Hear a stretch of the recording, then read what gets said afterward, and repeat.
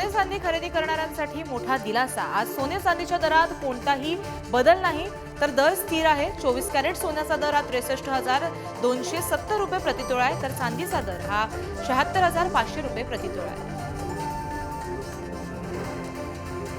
Petrol डिझेलच्या दरात आज कोणतीही वाढ झालेली नाही। पेट्रोलचे दर हे 106 रुपये, तर डिझेलचे दर हे 93 रुपयांवर स्थिर आहेत।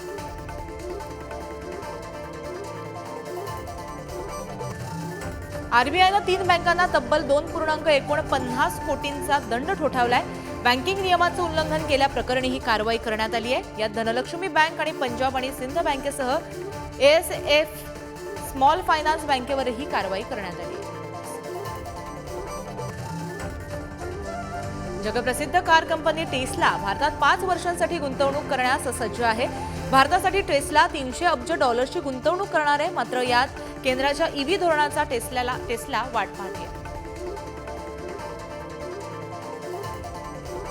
भारताच्या परकीय चलनाच्या साठ्यामध्ये घट झाली आहे। देशाचा परकीय चलन साठा हा 5.89 अब्ज डॉलर्सने घसरून 617.3 अब्ज डॉलर्सवर झालेला आहे।